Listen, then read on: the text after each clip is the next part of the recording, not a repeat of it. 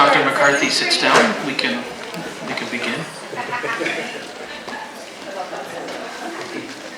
Thanks for coming to the Social Science Speaker Series. I have trouble saying that, Social Science Speaker Series. But I'm here to introduce the speaker today. And I just wanted to start by saying that in this age of Twitter trolls and bullying and Donald Trump, Jeff Perera is a refreshing voice of positivity. He's a motivator, leader, and mentor to thousands of young men across the country. Jeff is the founder of the annual What Makes a Man conference, as well as the online magazine Higher Unlearning, which is dedicated to challenging traditional constructions of manhood that dominate popular culture. He's a tireless advocate for healthy masculinities and a prolific public speaker. We are very happy to have him join us today. It's my pleasure to introduce our speaker today, Jeff Perera.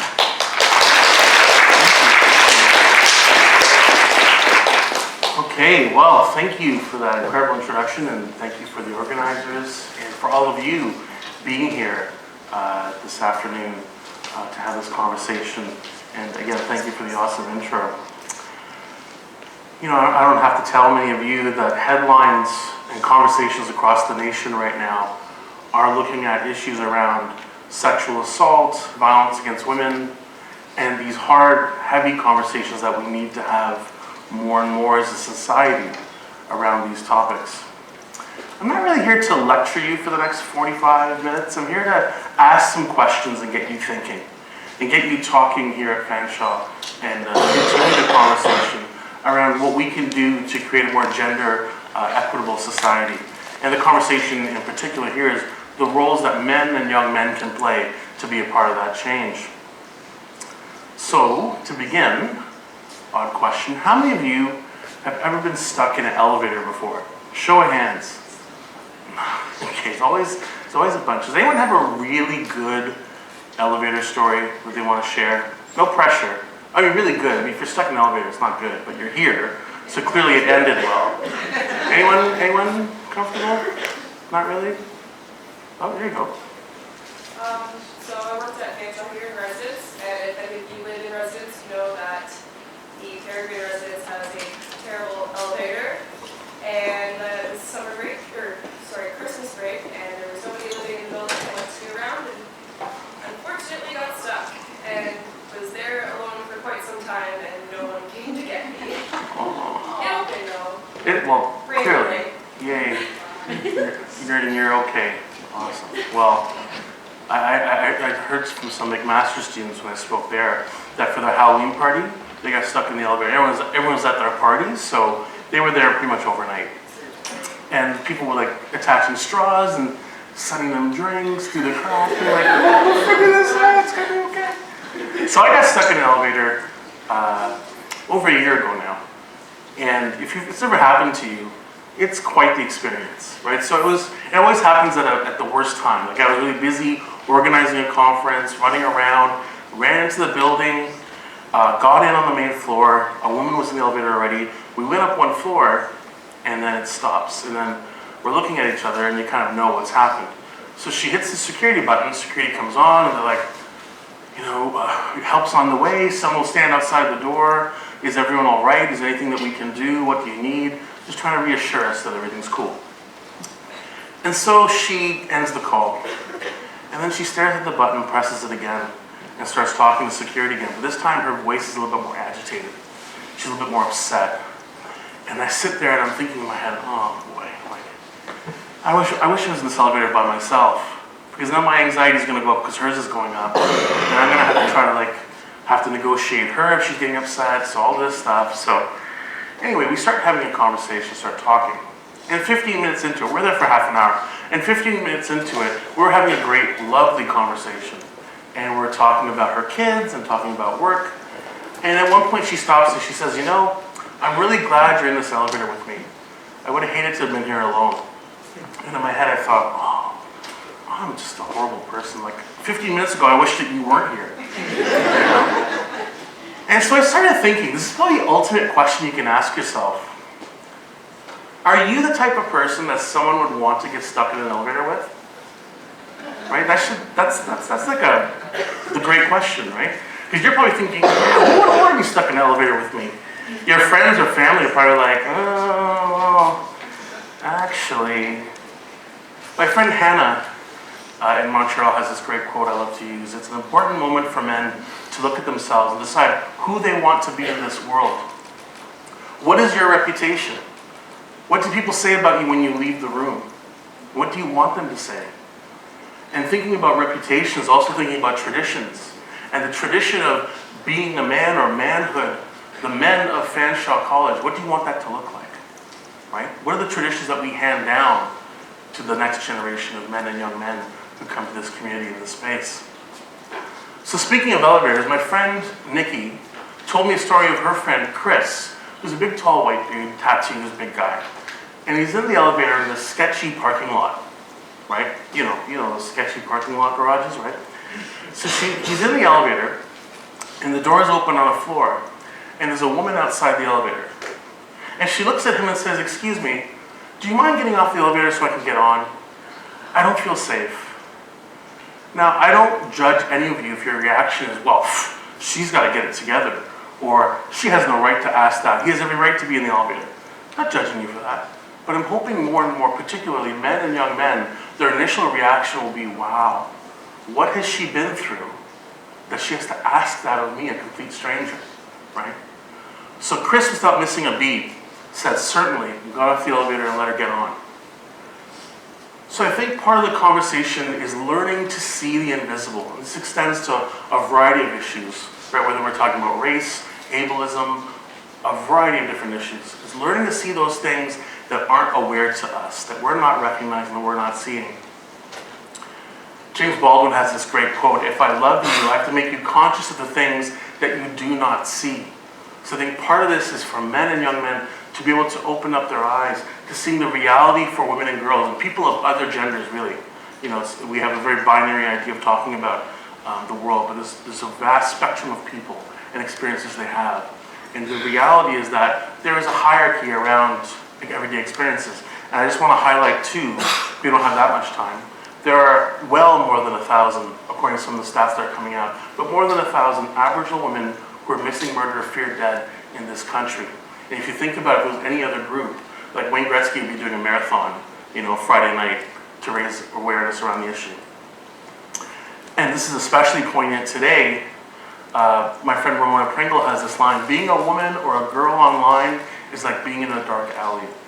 And we think about the online harassment and violence that's becoming more and more prominent, again, for people across the spectrum, not just women and girls.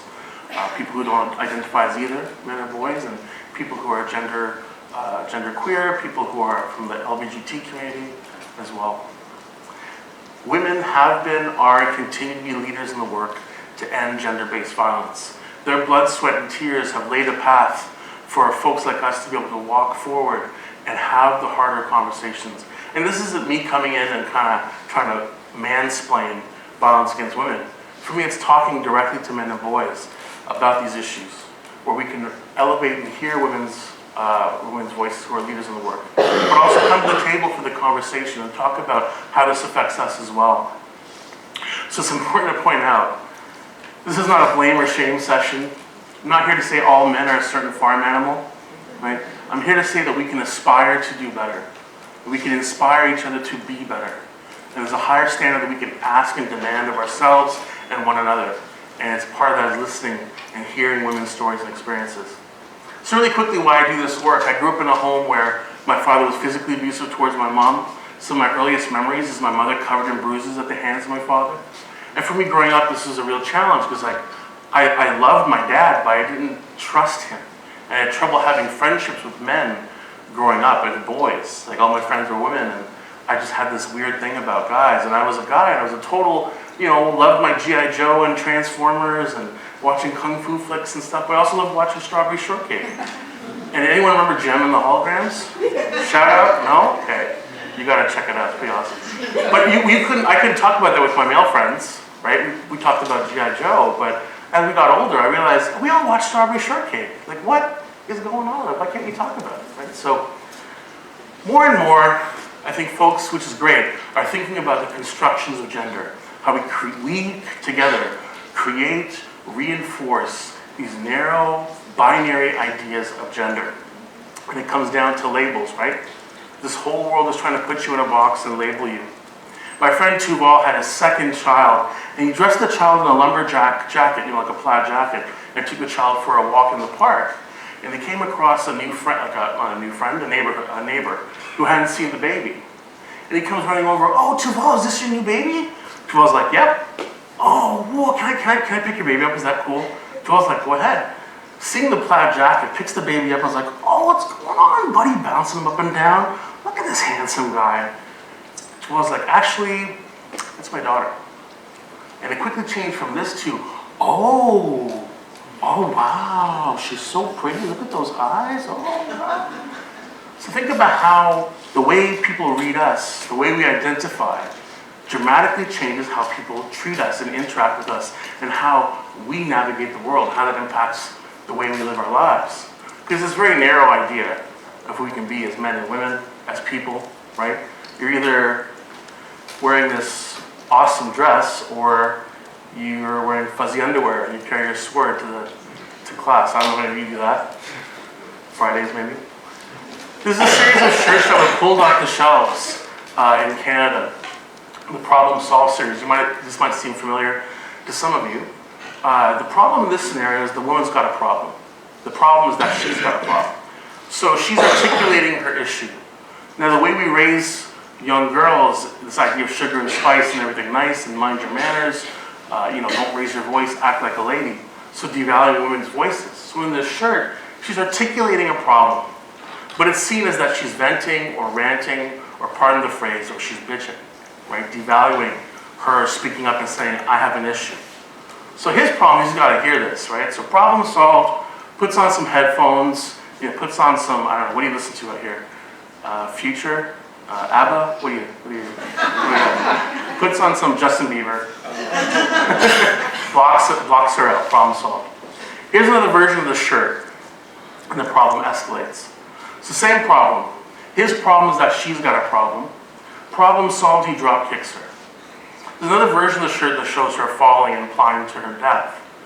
So there's two messages in this shirt. The message for women, or people who identify as women, or read as women, or anyone who's feminine, is to shut up, know your role, don't raise your voice. But the message for men is, bro, if you got a problem, you got to man up and solve that problem. And the way we solve problems is through violence. Right? So the way I describe it is it's a pursuit for this impossible idea of manhood that we spend the rest of our lives trying to attain as young men and boys. Think of a little kid on the soccer field who, messes up. He's 4 years old, and he starts to cry. But the messages that already begin for that kid from the coach, from teammates, maybe from parents, people he doesn't even know, is to suck it up, shake it off, walk it off, be a big boy, stop acting like a girl, don't cry, right? So there's two messages for this kid, right? It's like being a man means being tough and strong, being the solution, not the problem. And anything less than that is considered soft, considered weak, considered feminine. So he spends the rest of his life devaluing those traits and trying to pursue this impossible idea of manhood. I call that the ladder of manhood, that we spend our lives trying to, it's impossible, unattainable goal. And it's a pursuit where we carve out, when we're raising young boys and girls, raising young children, as a society or as parents or guardians, etc. Some of us will carve out so-called feminine traits like empathy or emotional intelligence and discard that. And for young boys, and for young girls, carving out assertiveness and saying that's not something that we want to encourage with young girls, right? So what ends up happening is so many of us are walking around like hollow beings, disconnected from a full idea of who we can be, a full idea of our humanity, and recognizing that these traits are human traits, but they've been labeled and we are given access to some or not all. But for men, the idea is this is the game plan, right? It's a very heteronormative idea. Be the man, get the job. Emotions are weak, get the girl, be the hero, etc., etc. One of the questions I love asking people across the country, and I don't have a lot of time, unfortunately, today to do it, it's a question you can talk about afterwards, is what do you like or not like about identifying as a specific gender? Or being read as a certain gender, right? So people will look at me and I assume that I'm a cis hetero guy, and I am, right? And they'll read me a certain way, based on my race or my ability, my age, and interact with me a certain way. But what are the things that you like or not like about the way people interact with you based on how they perceive who you are? So when I ask this question, for example, with grade school students, young girls in grade 4 will say, I don't like that when I play sports I'm called a tomboy, or that I will not be able to professionally play at a level like the boys can, as far as like making income and being on television, etc. You know, the young boys will say, like, you know, we'll kick a ball around after school. There's always one kid who takes it so serious, like it's game 7 of the Stanley Cup final. It's like elbowing and biting and doing whatever. Like, we can't just goof around and have fun. Someone's always got to win at all costs. So I remember asking this question to a group of grade 4 boys in Toronto years ago. And let me tell you, if you're going to work with grade 4 boys, make sure you have backup. Seriously, I had 50 grade 4 boys at this teacher's conference, and the volunteers didn't show up, so I had them for the whole day by myself. And it was a pretty adventurous day, let me tell you. It was a great day. We started out the conversation pretty early on talking about these issues, and believe me, young boys get it. They get it right away, because they're already at an age where they're learning the rules. They're learning to put their stuffy behind and have to grow up and be men. Like, I remember walking home, I was like probably 10 years old, and I was talking to my male friends about my Transformer doll. I mean, it's a doll, don't get it twisted. Right? And my male friend was like, yeah, but you don't play with yours anymore, right? It's like, oh yeah, no, of course I don't. So I remember going home and being like, okay, I guess I don't do that anymore. And that's when boyhood ends, I have to become a man. But for young women, that moment of becoming a woman can be when they realize that some guy at the mall is looking at them a different way, looking at their legs and looking at them like they're meat. Right? And it's recognizing what is that all about? And being introduced to some of the ugly, harsh realities. But I asked this question to this group of grade 4 boys, what do you like or not like about being a boy? And I got them into groups, gave them, you know, big pieces of paper and markers and, you know, all that kind of stuff, and make lists of what you like or don't like.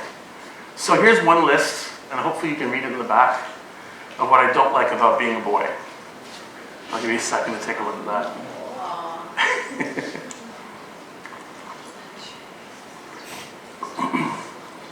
So we'll go through it together, starting from the bottom. Grow hair everywhere.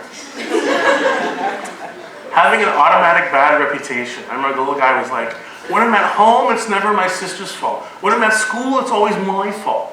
I was like, all right, okay. Boys smell bad? Well, you know, I mean. The one at the top was the one that got my attention, though, right away. Not being able to be a mother. When I ask this question, what do you like or not like about being a man or a boy or a young boy? People of any age, usually some guy will say that we don't have to give birth. There's a lot of head nodding. Oh, that's a good one, that's a good one. Right? But this one was not being able to be a mother. So I said, who said this? And this little guy puts his hand up. Someone who, at the beginning of the session, identified himself as a future prime minister in Canada. So I said, buddy, what do you mean by that? Right? So he stood up and he said, well, when I watch TV shows and the commercials come on for baby dolls, you know, the ones that poop and pee, and I don't know what they do now. I think they're probably like, I don't know, 3D printed, I don't know what's going on. But it's like, it's always girls playing with these dolls and never boys. So I can't be a mother. I looked at him and I was like, yeah, but you could be a dad. You could be a father.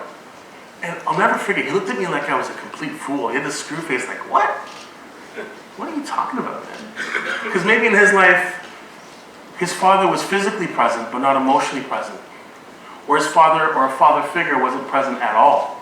He had never seen men raising, interacting, being part of the raising of children, right? So we think of these creative, constructive ideas of manhood, how they're created and reinforced. And the question you want to ask yourself is, growing up an ascent or a descent into manhood for the men and young men in your life, here on campus, in the London area, etc. Because so much of it is a performance, right? You have to prove and assert your masculinity. So for example, you know, you gotta eat like a man, right? You gotta smell like, you know, have you ever seen these Yankee candles? Or different man candles? Like there's a smell of, I don't know, bacon. Like everyone loves bacon these days, I don't know. Like I don't know what camouflage smells like mothballs, I don't know, right? You gotta bake like a man. There's all these different rules of things you gotta do, right? You know how guys will sit next to each other? And I'm not making fun if you're shy. If you're shy, that's awesome, and that's fine. But how men will not sit next to each other at the movie theater or at the bus stop or have to put a seat between them, you know? This, some of you don't know about this, urinal etiquette. This is a huge issue. This is a huge issue. Causes major delays in our lives, this stuff. This guy here's a horrible person. Check this guy here. And then there's the bro hug. It's kind of like a raw hamburger. Like, I hug people with consent. If they're open to it, I love to hug people. But there's some men, and I recognize you don't hug people every day that you see every day, but there's guys who, they're like a brother in their life and they love them, but they hug them like, it's like this weird kind of like, you know, like a quick tap and then, you know, like it's just so awkward. The formula for manhood is to prove you're not a woman. This is the way it's always been, and unfortunately, to this day in 2016, it still is. So we, through these performances and rituals, are trying to assert that we're not women, that we're men, right? These ideas are valued. These traits, so-called masculine traits, are valued. So you got to be the man, right? You got to be the hero in life, right? That's how you win the game of life, so to speak, right? So the Los Angeles Lakers, how many basketball fans here? Okay, all right, all right, basketball. Los Angeles Lakers, world-renowned basketball team, and their coach has this ritual, this hazing ritual, where he has the rookies go throughout the 80-game schedule. They go from the hotel to the arena, back to the hotel, out for dinner, or whatever they're doing that night, and they have to push a baby stroller with a baby doll in it and carry a pink backpack. So that's the hazing ritual. That's their punishment. So think of the messaging for young men around parenting and ideas of being a woman, right? How these are devalued. So the other story of that, the flip side of that, is the Toronto Raptors.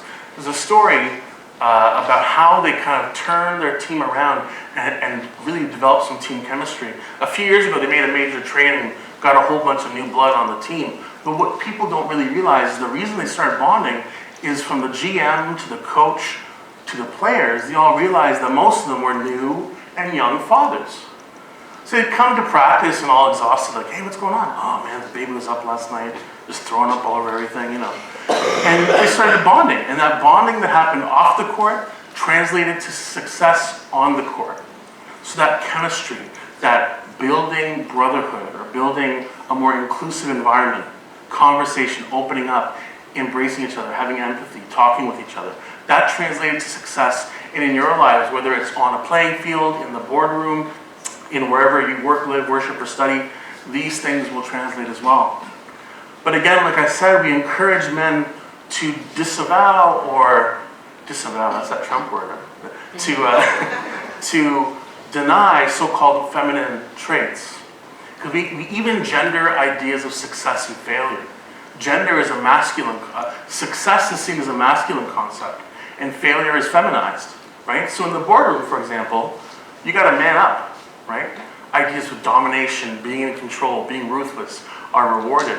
Meanwhile, things like empathy, emotional intelligence are strong leadership traits, but and it's changing, but not changing fast enough. We're embracing those as equal and important traits. So you have women in the workforce having to, quote unquote, man up as well to make it, right? Because it's all about power. It's all about holding power. Men are coded with the governing belief that their sole value is in holding power, and their entire lives become a conflicted struggle to achieve it. So this ties into the dreaded P word, privilege, power and privilege.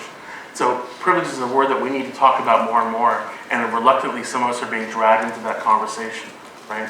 Because again, when we talk about the ladder of manhood, there's a spectrum. So if you're a man of color, an Aboriginal man, a man with a mobility device, a man from a different socioeconomic background, where are you on that ladder as far as identity and worth in society? So here's me on the cover of Vogue magazine. I was very honored to be on the... no one ever believes that. I was waiting for someone to be like, that's awesome, dude, you're on the cover of Vogue? What? Of course, is LeBron James, you know, on the cover of Vogue. And it caused a huge controversy when this cover came out in 2009, because it invoked a iconic Hollywood image. And we think of the way that black men in North America have been portrayed for centuries as sexual savages or less than human. Right? This plays out because whether you're talking about Muhammad Ali or Kanye West, and yes, we can debate about Kanye West, he's a very interesting character, right? But a lot of the bravado, a lot of the "I'm the man" rhetoric is part of that needing to assert that I am a man, I am a human being, I have value, right? Because we have this hierarchy for manhood as well, right? While they all experience privilege, there's a definite hierarchy amongst that. And that can translate to privilege, meaning whether their lives are at risk when they walk down the street in North America. Right? So for some of us, because we lack access to power and privilege, we're lower on that ladder. We got to turn up the volume on our masculinity, hyper masculinity. So like, the short guy is always the loudest and the toughest. He always works out so much, right? Raise our voice, puff out our chest, asserting and finding some way to grasp power, identity, status, and that rules the day for us as men. Because the idea of domination is so at the core of who we are as men. So I talked about my father at the beginning and how he was violent towards my mom, and I'll never forget the moment when I was probably like 8 or 9 years old. I was in the back seat, my mom's in the shotgun seat up at the front, and we're at the mall, and there's a drunk guy outside the car, and he's banging on the window, and he wants to fight my dad. So my dad gets out of the car, and he's yelling at my dad's yelling back at him, and my dad gets back in the car and slams the door, and he puts his hands on the steering wheel, and he's just in a rage, and he's shaking. Now, I was used to seeing that rage at home when he would be violent and throw furniture around and hit my mom, but I realized this shaking was different. He was afraid. So I realized that this guy who at home is like this monster, here in this situation is actually a little boy, right? I'm not saying that you have to, be macho and fight this guy or whatever, but I realized that this idea for him about domination, being controlled, having power played out for him as well. For men, you have to be the superhero or the zero. There's no in between. Jerry Seinfeld has this joke. He says, with the 100-meter dash, there's first place and then never heard of you. Right? No one remembers number 2. It's always number 1. Right? And that's how we, as men, apply ourselves in every aspect of our lives. Whether it's dating rituals, whether it's friendships, whether it's at work or play, right? So we treat the women in our lives, again, this is a very heteronormative perspective, but for the most part, this is an important conversation to talk about with hetero guys. We treat the women in our lives as trophies that we collect. So when you see 4 guys standing around somewhere in London, and a woman walks by, and one of the guys makes a comment about her body, or goes to try to touch her body, he's not doing it thinking, this is a great way to meet my future partner. He's doing it to impress the boys, or to assert status, even if he's by himself, assert identity. So he's treating the women and girls in his life like the rungs on the ladder. And that's what we do with anything considered feminine in our lives, that these are the stepping stones that we use to pursue this idea of manhood. We had actor Terry Crews speak at the last conference I organized, the What Makes a Man conference, and he talked about this idea that he'd walk into a room and he'd be like, who can I take advantage of? Who do I need to know to progress my career? Who can I get laid? How can I get laid? Whatever. But now he walks into a room and he thinks, how can I give? How can I serve? Who can I connect with here? So he doesn't no longer see people as tools and objects, but he sees people as family, and how that changes so much of his perspective. And of course, a lot of this comes down to violence as the way to assert an idea of manhood. The quickest way up that ladder is through violence. If you walk into a space with a gun, you go from being nobody to having everyone's attention, a very false, narrow idea of respect. We have too many men and young men fluent in the language of violence, and this needs to stop, and it needs to change. This issue affects us all, in all different walks of life, no matter how you identify. And if you're successful in this narrow idea of being a man, you're falling short as a human being. And we need to change that. We need to rearrange these ideas. Because it's not about, think about your sister or your mother or your daughter. It's not about property. Think about people you don't know. Think about everybody, right? And everyone is of value and what we can do to make a difference. My friend Elliot Baev is a Brazilian Jiu-Jitsu instructor.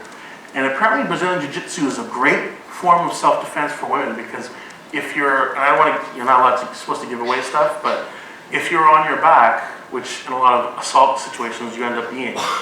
It is a situation from which they give you techniques on how to actually be at your most, it's most helpful for some of the techniques they show you how to get out of being in a situation. And so he started a group called Fight Like a Girl, a play on that phrase, training self-defense for women and girls. But he realized that, half of the conversation is missing here. Even if we taught everyone in the world to defend themselves, why would we ever accept a world in which they have to? So we started talking to men and boys as well, as training them on the mat, but also off the mat, about ideas of character and integrity. And the phrase I like to use is, I don't need to be the man in order to be a man. I don't need to be perfect or flawless. I can be vulnerable, I can be human. And that makes me a man, that makes me a human being. So let's start something. Let's change this here at Fanshawe, here in London, and wherever we go in our careers and the work that you do in the future. Because it's time to draw new maps to manhood. We need more examples and ideas of what it looks like. We can say, be a good guy, be a better guy, respect women, don't hurt or rape or assault women. These are important things, but we need examples of what that looks like.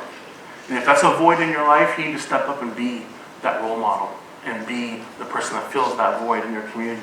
So what do we do around this issue? What does it look like? This is a long conversation. I don't need to breeze through it, but for the sake of time, I want to quickly touch on a few points and hopefully stuff you can take with you and have ongoing discussions around this issue. Because everyone wants change. When it comes to being the change, it's a different story, right? Especially when it comes to men, to really have the conversation, to talk about these issues. I'm going to show you a photograph, and I want you to think about who you'd be in this picture.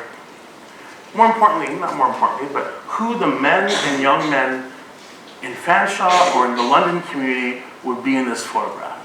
This is a photo taken over 40 years ago from the Boston Marathon. The woman in the center is Catherine Switzer. She was a runner at the time, and women were not allowed to run the Boston Marathon. It was deemed they didn't have the physical endurance to run a marathon. If you think about it, 40 years ago is not that long ago. So she registered through the mail using her initials KB Switzer, showed up the day of the race wearing a hoodie to cover her hair, went to the table, got her numbers, and then took off her hoodie and went to the starting line with the guys. And off she went in the race.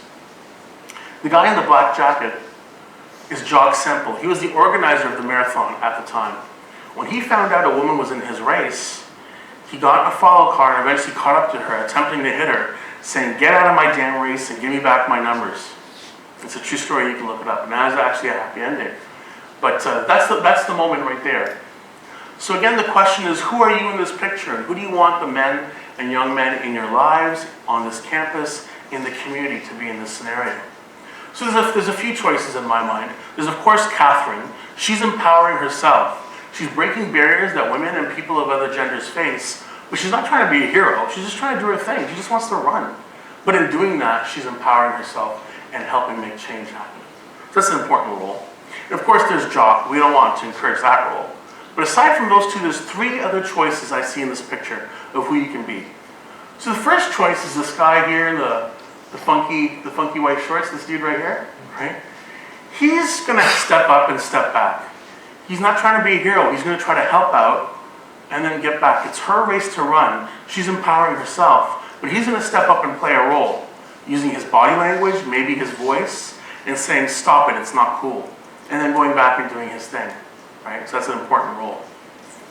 But the second choice is what I think is one of the most important in this scenario, and that's any of these dudes, kind of like a half circle gathered around, right? They can make a big impact. So this turtle guy right here, this turtle looking guy, if he gets involved and then supports Jock, and it's like, yeah, what's a chick doing in this race? What's wrong with her, right? The others might be like, oh, okay, I'll just back off. But if he supports the guy in the funky shorts, more importantly supports Catherine, and with his body language, with his voice, says that's not cool, yeah, stop what you're doing. He'll encourage others to find the permission in themselves to find their voice and to speak up and to say something and to do something. Within reason, like being safe and thinking of your own safety, but there is something we can always do, right, to make a difference. So that's an important role, the first follower, if you will. The third choice is this guy right here. Did y'all see this guy right here at the bottom? He's like, too bad for you, I got a race to run. That's not my problem. Good luck with that. Not my problem. We play one of these roles and problems in our community, across the country and around the world. Either we get involved in some way, or we say it's not our problem, and that has to change. It's a question of no longer what I should do, but situations where what I must do. What I must do to make a difference. And being the lesson in action is, to me, part of it. Being the lesson in action, so being the healthy model, of role model, what it can look like. Research suggests the strongest influence on men's behavior is other men. I'm not sitting here saying that if you don't identify as a man, if you're a woman, a person of another gender, that you can't influence men. Yes, you can. You can make a big difference and a big impact. The trouble is to get them to value your voice and hear you. And whether you're a parent or a friend, a coworker, that can be a challenge. So the men in the world have to step up and talk to other men and say, hey, did you hear what she's saying? Did you see what's going on? Or, check this book out. Or I want you to think about this, how we can influence and help suggest change. Because what a difference it makes when someone has your back, when you know you're not alone in the issue or a cause. So for me, the phrase is striving to be an ally. Whether that's a white ally, an ally to the LGBTQS community, or being a male ally. It's not something you can just claim. You've got to work towards it. Right? So the phrase I like to use is mindful masculinity. So I'm a man who's mindful of my own attitudes and behaviors and how I enforce or reinforce either harmful or helpful ideas of being a man. So part of that is raising our awareness around this issue, becoming in tune and touched in with what's happening, listening to stories, listening to experiences. Because again, ally is not a title you can claim, like you just put on a button or a ribbon and be like, okay, so I'm the evolved man now, so it's all good, right? It's something you do by your actions. I'm not impressed when a guy goes up to a bunch of women and is like, well, I'm a feminist, right? It's more about a guy going up to other men at the bar and calling them out, or in the locker room, challenging their attitudes. To me, that's important. That's your actions speak louder than words, right? So it's with humility. A big part of this is humility. And recognizing this is a lifelong journey. You're going to make mistakes. You're going to have to learn and relearn and unlearn different things. And that's okay. As long as you do it centered in humility and accountability, which we'll talk about as well. So definitely listening to the realities, listening to the stories in our lives, and the women and girls and people of other genders, and hearing what they go through and what their experiences are. And of course, today of all days, right, the court verdict came through on this Jean Gomeshi case. And there's a great hashtag, I believe, survivors. Check it out if you're on Twitter. Find out more about that. And that's part of the example of how we can enforce a community where we're listening and supporting one another and hearing these stories and thinking about what we can do to make a difference. So part of this is also unpacking our privilege. Again, the dreaded P word, right? Really taking a moment to think about this stuff. Working internally to unpack our privilege, inviting others to do the same. That's not easy. That's real hard work. To me, it's like going to the gym. You go to the gym to build your physical muscles. This is going to the gym to work your mental, your spiritual muscles, if you will. And it's part of it's recognizing that in some way or another, we're all problematic. We all have privilege in some way or another. So it's with humility acknowledging that and recognizing that and saying, well, how can I do better and be better and learn? It's not about being better than someone else, because again, that goes into the competitive idea of masculinity. It's about being better than your former self. It's how I want to wake up every day and try to strive to be better than I was yesterday, and do better, and show up more in my own life, in the lives of people I love, and in our communities. So part of that's getting comfortable with the discomfort of this conversation. It's one of those things where you bring it up and everyone's like, oh, okay, whatever. Guys shifting their seat when you talk about this stuff. So it's getting comfortable with the discomfort of this heavy topic. Leaning into the discomfort is where the real growth happens, where we can talk about this stuff together, and again, with humility. Discomfort is diagnostic. Dr. Gerald Sue had this great line. It's like, I've driven a car for 20 years. I just know, how to put gas in it, maybe to let you in or out, stop the car, that's about it. When the lights go on the dashboard, I'm one of those where I'm like, oh, okay, what's going on? But when that happens in our lives, where something happens and someone challenges something you said, or you think about the way you were in a past relationship, it's that diagnostic. There's something uncomfortable there. But you got to lean into that and think about what can I learn from that moment? How can I show up and maybe apologize to that person or do better moving forward, right? There's a group in Ontario called COPA, which has this great slogan, tools, not rules. And I think more and more we need to talk about this, where it's vital that we recognize that no means no, that men get it 1,000,000 times, 100,000,000 times. No means no. We also have to talk about what yes looks like. Because some young guys are like, okay, so I keep pushing until I hear no, you know? So it's like, what does it look like to be in a healthy relationship? And it's not just romantic or sexual encounters. As friends, as teammates, as workplace colleagues, what does it look like to be consensual in everything you do, right? So that's an important piece as well. So as I alluded to earlier, building our empathy muscles is an important part of the conversation. Really working on some of these issues internally. And accountability is a big one. I want this year to do more work around this. And I think part of it is I want to publicly share my own stories, my own mistakes moving forward as a way to role model to other guys and get guys to open up. In Toronto, I've organized a kind of monthly gathering of men.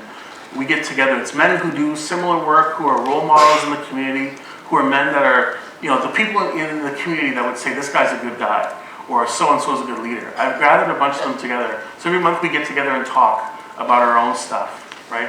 And find a space where we can ask those questions and do that hard inner work as well.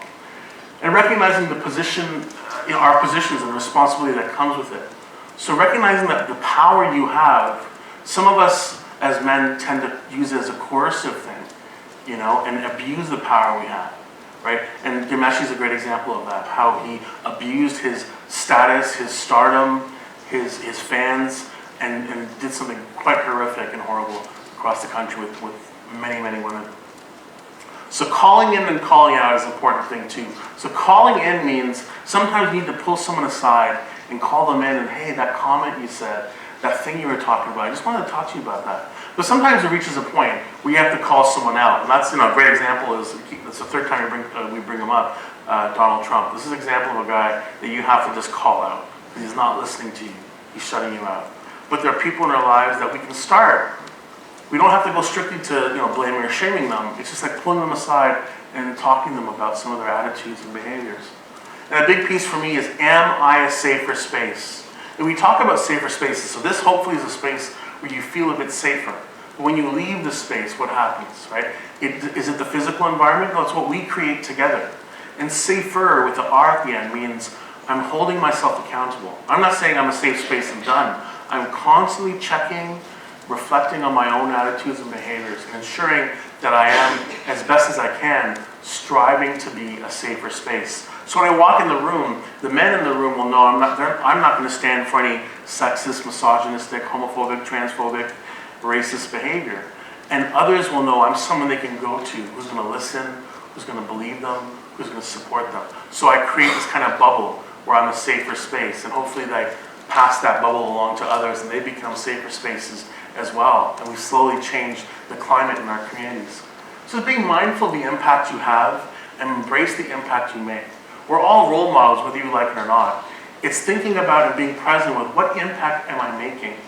What standard am I setting? What tradition am I reinforcing in my silence or my actions or behaviors? And what it means to be an ally is being more educating yourself, reading up more, learning more. There's so many resources online. For example, how to be an ally to the trans community. This is a great example here. And recognizing that starts with our words. Words can build someone up or break them down. So how we use words to hurt and harass, and how a lot of the negative slang terms are based in a very anti-feminine, you know, concept, right? They're homophobic, sexist, misogynist. That's where the power comes from. And ideas of consent. This is a classic image from World War II. It's an iconic American image. What no one talks about enough is this sailor just grabs the nurse and kisses her without consent, without asking. So in 2016, with technology, talking about and thinking about images and how we non-consensually pass things around, and how we have more conversations around that as far as how it plays out in online spaces, which are just real life as everyday face-to-face encounters.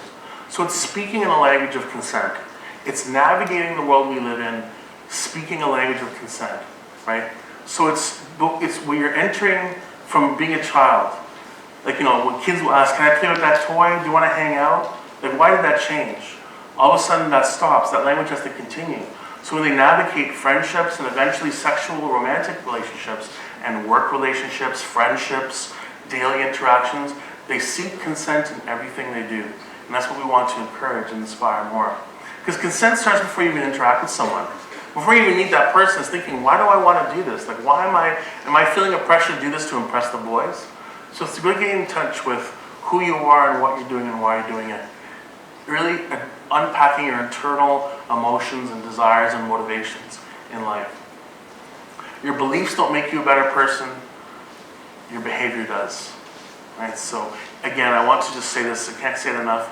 Being better as men is not about competition. It's about nurturing and growing as men. So men taking action against violence is an important piece. I worked with a group in Hamilton called Sasha. They created this online, what do you call these now? Oh gosh, I'm blanking out. On the images, the thingies. Programs? There you go. With, thank you. With a list of all the different things we can do as men. So if you go on Sasha Hamilton's website, you can find this. And some of the stuff we talked about, look into your own life, learn about the struggles that have come before you, listen to the women in your life and community, standing up against sexism, preparing to make mistakes, and creating the world you want is an important piece, is important steps that we can take around these issues. And it's, recognizing that it's a journey. It's not going to happen overnight. It's a lifelong journey around learning to strive to unlearn and learn all these pieces. So some of you are thinking, well, Jeff, that sounds great, man, but I'm not part of the problem. Like, peace out, I'm a good guy, I've never hit someone, or this isn't my issue. If you're not part of the problem, what are you doing to be part of the solution? So it's embracing and thinking about the ways we can be part of a change around this issue and the roles we can play to contribute to new ideas of what it means to be a man, what it means to be a human being in our world. You see, the size of your heart is the size of your fist. So open your heart is to open the fist. So open up and let go and learn to embrace a full idea of who we can be as human beings. There's, of course, services and resources to support. So if you're struggling with violence or anyone you know, you are not alone. There are people who are here, and if you are someone comes forward to you and shares a story, take the time to sit with them, ask them how you can help, and listen, and see how you can support them to find the resources and supports. Because it's a conversation of us. It's not us versus them. I have this terrible analogy I always use. We're all in this big shoebox. Like, we like to think that we're all different people and everything, but at the end of the day, we are all in one big shoebox, right? So we have to kind of figure out how to move forward in a way that brings healing in our communities, and we role model change. Maya Angelou said it best. I love Maya Angelou. She said, do the best you can until you know better. Then when you know better, do better. So Fanshawe, folks here in London, it's time to strive to try to do better in our communities and make a difference. And keep this conversation going. Today, moving forward, as you move on to the next chapter of your lives, or those of you that work here on the campus and are leaders in the community, keep this conversation going on how we can all be a part of change. So I want to leave it at that note. I know you got to get going to the next thing, but we think we're going to take some time if there's any questions or comments or thoughts, and I really appreciate your time this afternoon. Thank you very much. But, yeah, thank you.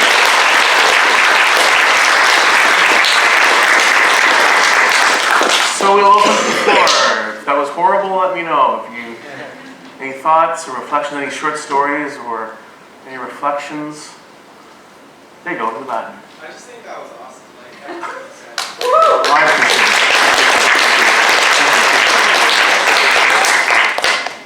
Thank you. Anyone else? That was the icebreaker. That warmed up. There you go. Thank you for talking about this. Appreciate it. Educate everyone and as well. Thank you. Oh, you're so nice. Appreciate it. Thank you. Thank you.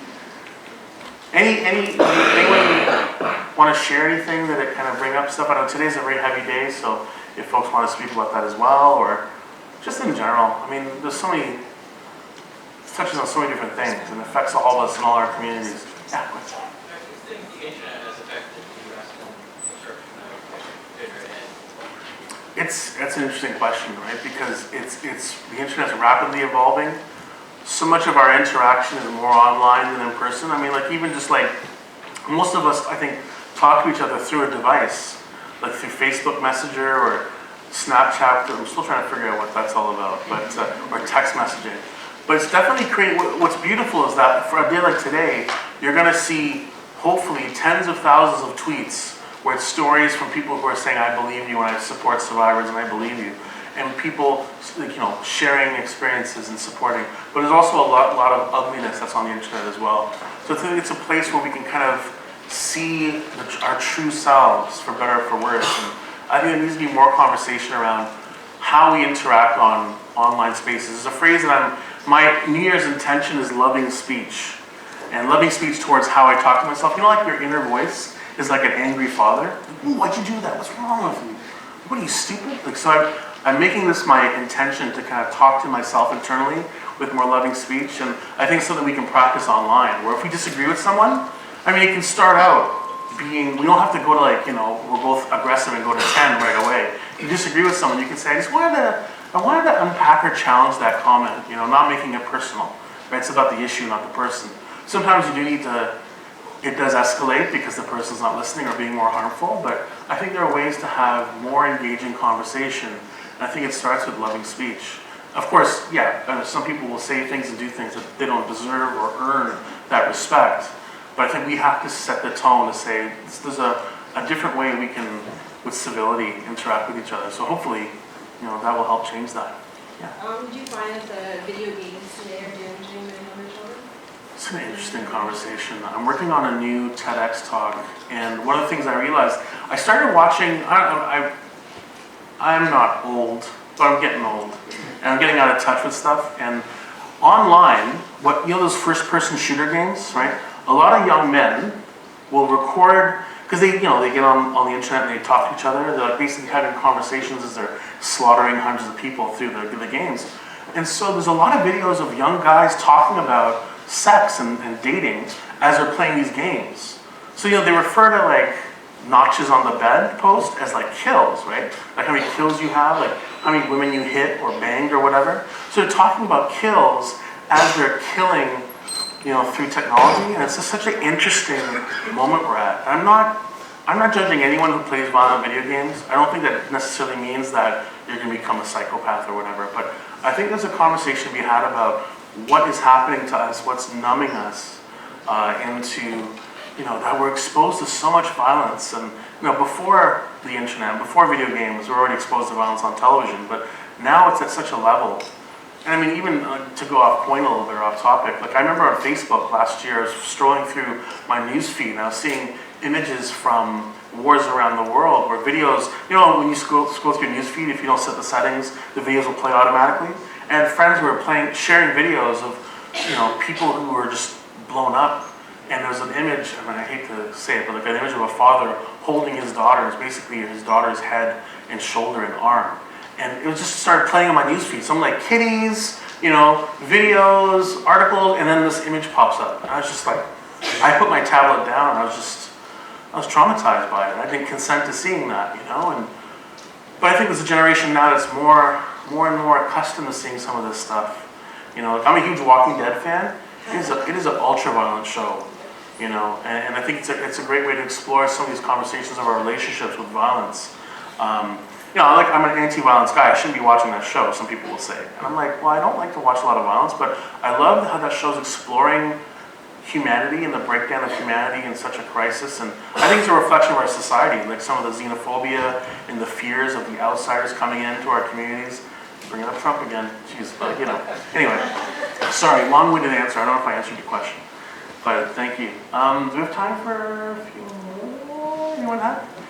Oh, yeah. Just including, I think you're watching with awareness though, which makes it, true to what you suggested. And that's something I try to instill in students, and something we'll do later in class today.